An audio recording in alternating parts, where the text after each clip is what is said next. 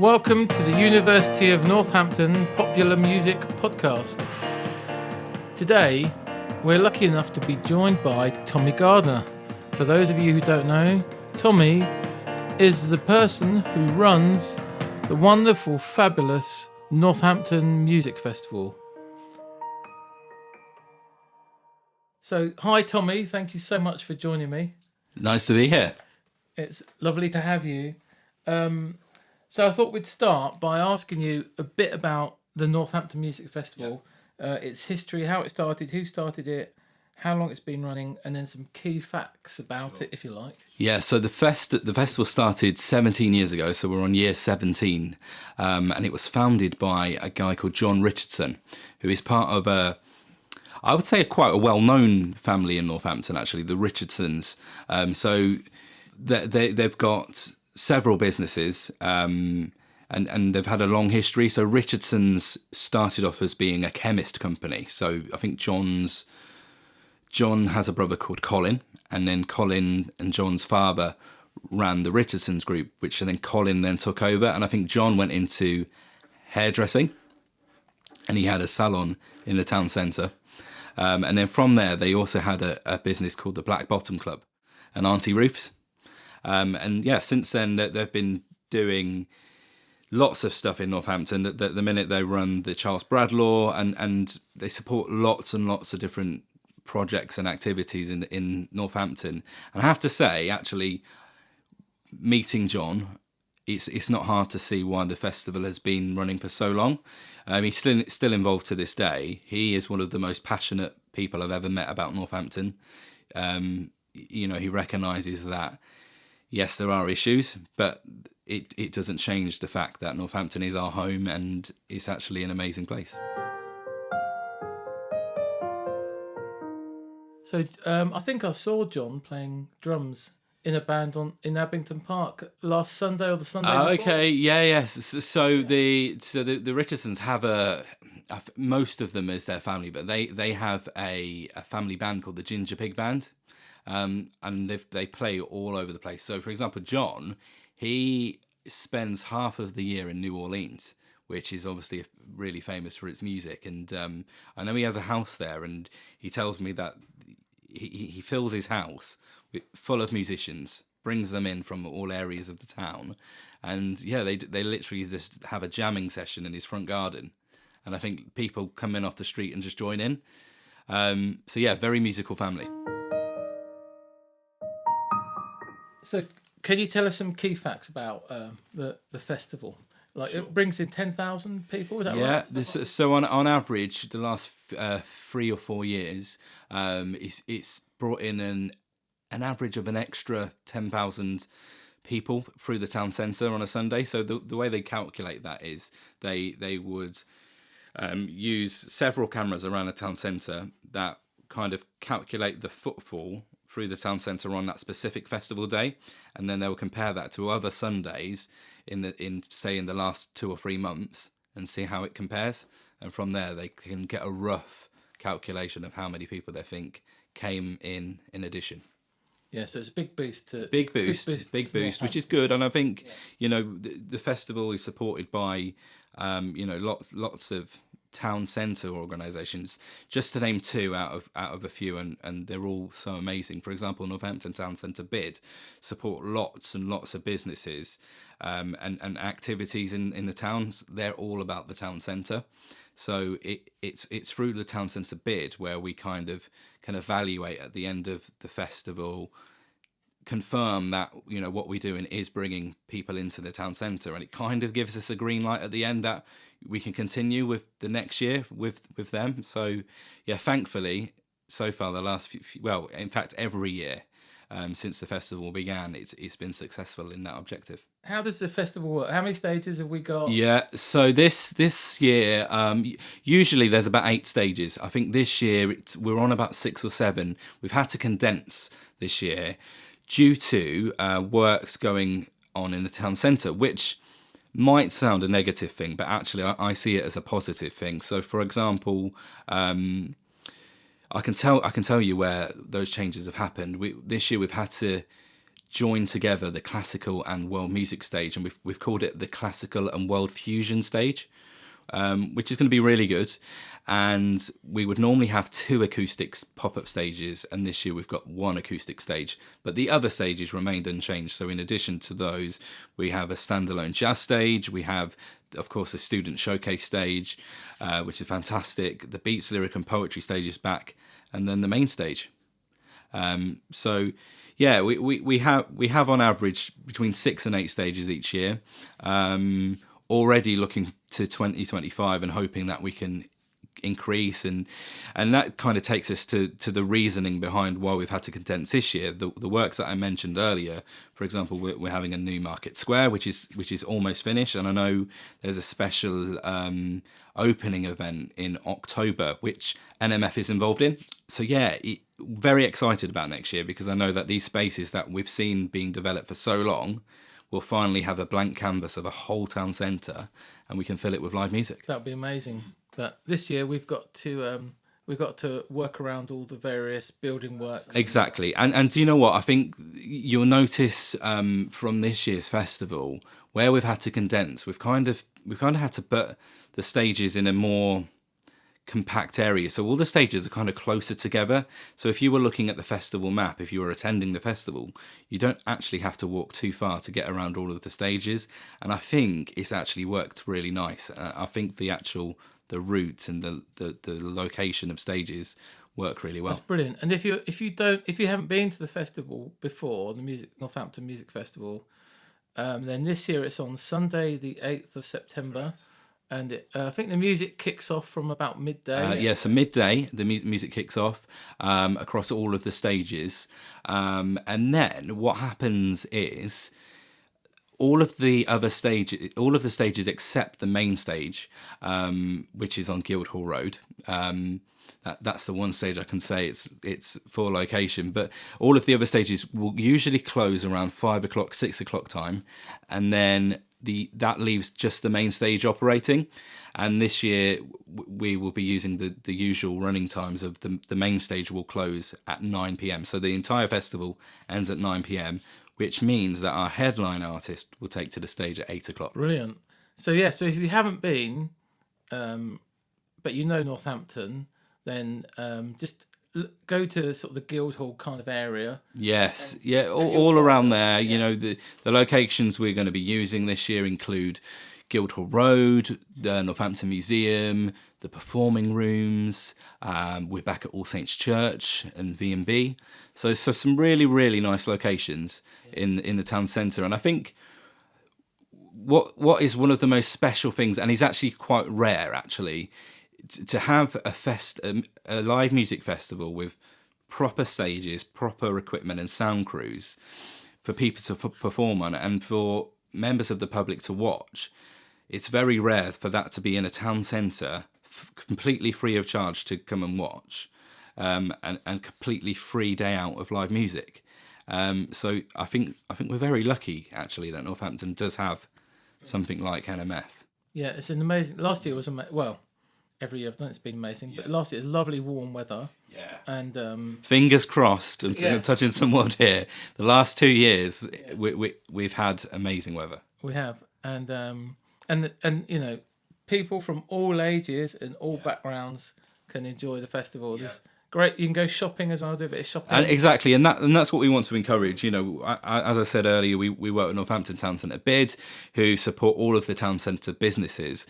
So we want people to come to town, bring the whole family. There's plenty of bars, there's plenty of restaurants in the town centre, so make a day of it. Watch the music, go and have some lunch, go and get a drink, have some dinner, and then come back and finish your day on the main stage and spend the evening with us. So, Tommy, I believe that you are a Northamptonian. Yes. I was born in 1992 at Northampton General Hospital. Wow, okay. And I mean, I'm not originally from Northampton, but I love Northampton. I think it's a brilliant town, and I love living here. Tell us about your experience of Northampton. Yeah, I think I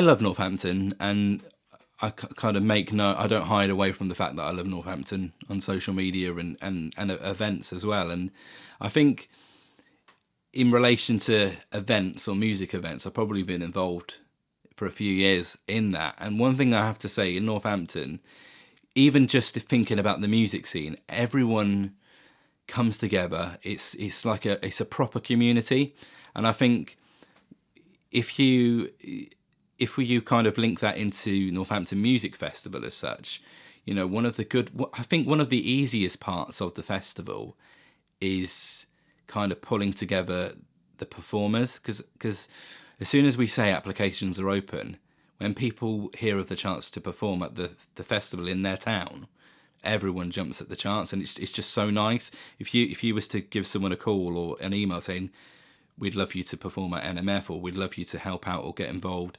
everyone wants to listen and kind of be a part of that. So it's really nice. And I think it makes my job a bit easier, the fact that I think, quite a lot of people like to, I don't know, maybe moan about some things in Northampton. I think that happens everywhere. But I think the people of Northampton do recognise that, but they're very protective of Northampton, and I think that's a good thing.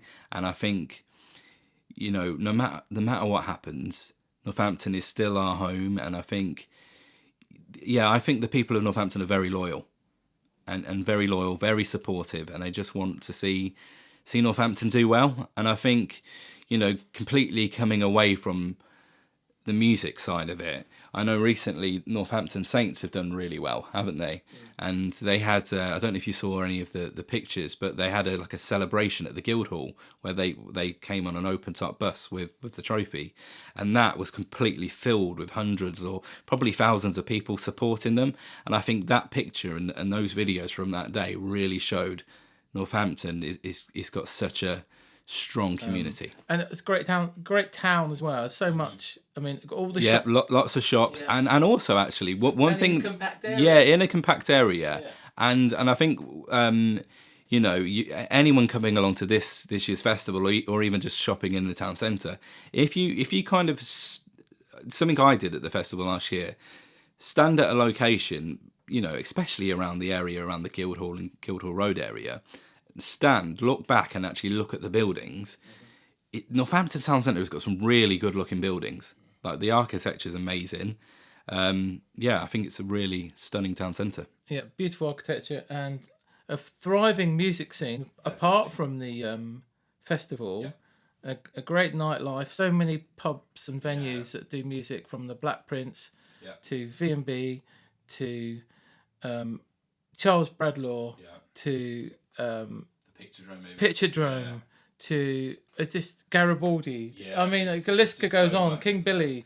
And that's the good thing. If you visit Northampton, if you're not from Northampton and you came here for a weekend and you was to kind of look around for some live music to watch, you would never be disappointed. There is always something to watch and listen to. Yeah, the Abington pub. Everywhere. I think every Saturday they've got music. Yeah, I think you would never leave the house on a weekend, or, to be honest, most weekdays, and actually struggle to find some live music somewhere. And as well as a sports town as well, so you've got county cricket, got the Saints that you met. Cobbler, there's so much, and it's good, and I think right now, Northampton is in a really good position. So, I haven't got any information on NMF 25 yet, and I know we're literally going to start work on it straight away as soon as this year's festival's finished.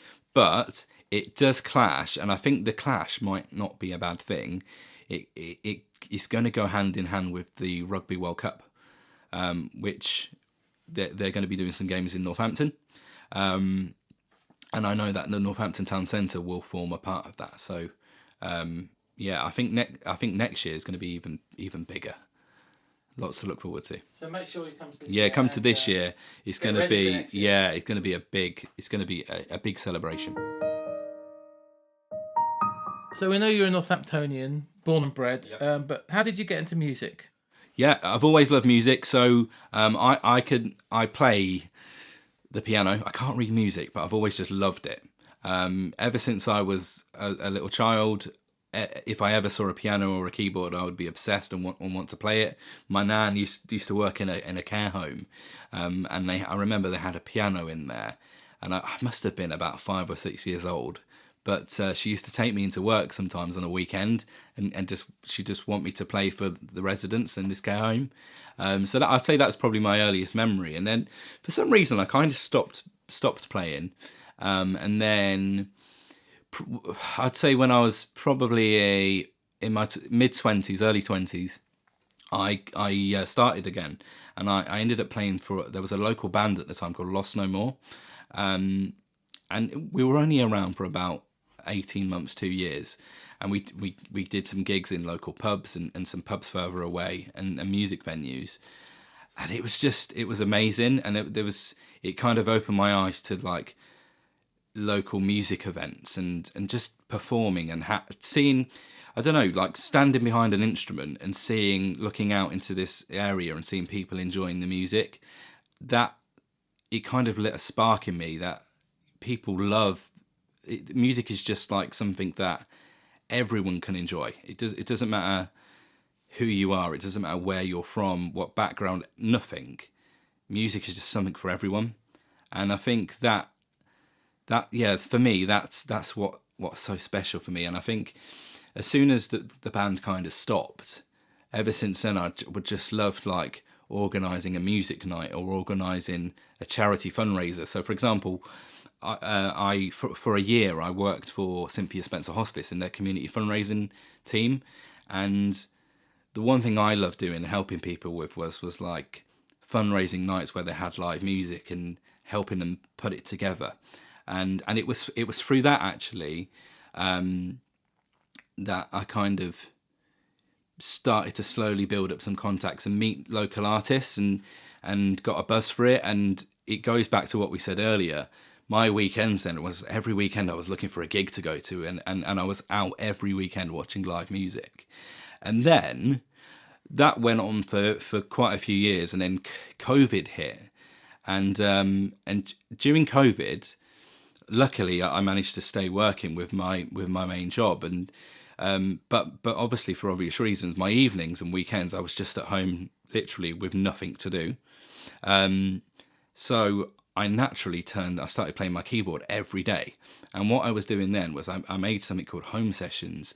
And it was like, I would contact a local artist, and then, for example, the artist might then record a video of themselves singing a song with their guitar and send me the video. And with that, what I would do is I would play the video, and then on my keyboard, I'd be learning what they're playing. I'd be playing along to it. And then with my laptop, I would record my video, recording the audio from the laptop, and then I'd kind of piece together these two videos. So you would have this video on one side, the artist with their guitar, me on the other with the piano, and trying to make something of it and then posting them. And for me, I'm a kind of person that loves to always be busy, and that kind of gave me like, I would finish work at 5 o'clock and I'd be at home. And it kind of gave me a reason, like, oh, I've got to get this video done. And even on a Saturday morning, I need to get this video done today and another video done tomorrow. It kept me busy, and I loved it, and it was so much fun. And from then, that's how I met John Richardson. So he was watching these videos a lot. I kind of briefly met him a few times before the lockdown. And there's a funny story. I'll quickly tell it. So John Richardson is an artist. He paints pictures and he usually displays them all over the Charles Bradlaugh. And many years ago, and I'll find you the photo, there was a painting upstairs in the Charles Bradlaugh. I was at a music night and I was just standing watching the music, and one of my friends said, he said, "Stay there, I'm going to take your picture." And behind me was this painting, and this painting, although it was painted many, many years ago, looks like me in some way. And it's like it's my portrait. It's really strange.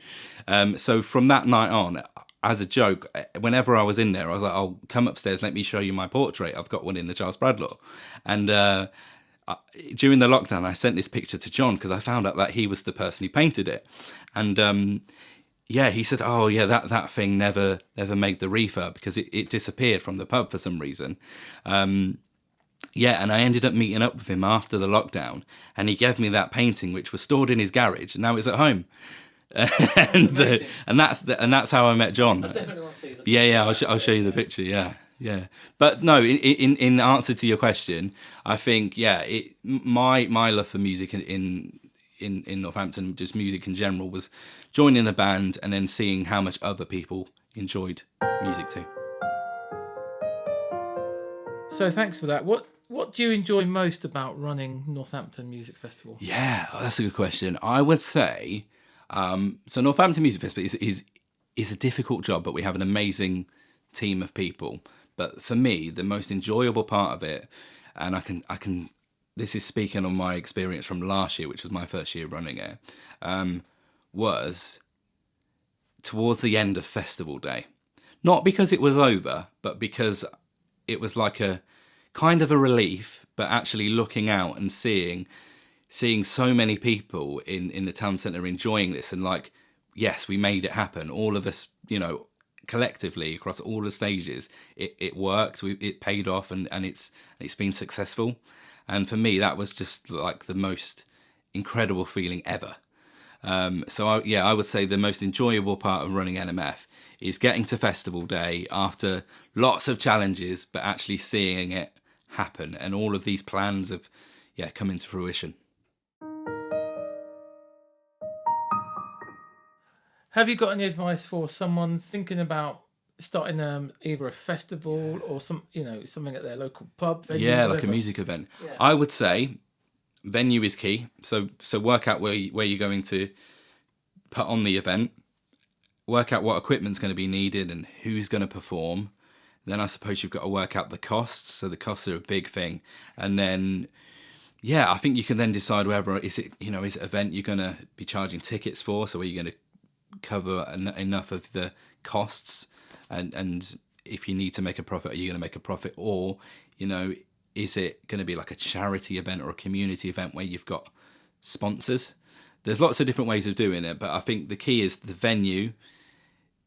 Is the event that you're putting on going to attract the right audience, and are you going to be able to bring people to attend? Because I think in past experience, not with NMF, because I'll explain this. So this is where I think we're very lucky with NMF.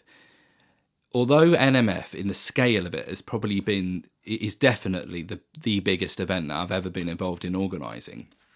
In terms of the people to attend, for me, I think that part of the job has been the easiest because it's free to attend.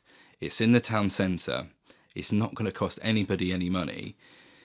The fact that we don't have to sell any tickets is a huge, huge weight off our shoulders. And I think also the biggest key, and I think the reason that NMF is so successful with people attending is consistency. I think about the long term. So don't just think about the event that you're putting on here and now. If it's going to be an annual event, think about how you're going to develop it. So I think if you've created an event and you've put it on, and let's just say it was this last Saturday night, it was a big success. Think about doing that every year, because each year that happens, I think your job becomes easier and easier. Because let's just say if Northampton Music Festival had never happened before and it was happening on the 8th of September for the very first time, I think we'd have a lot more selling to do to the people of Northampton to say, come down, it's Northampton Music Festival. But now when we say Northampton Music Festival's happening on the 8th of September, they know about it and it's great. They'll remember it from last year or even 5-6 years ago. So I'd say my top tip is consistency. Well, thank you so much for everything you do for the festival and for coming and joining me today.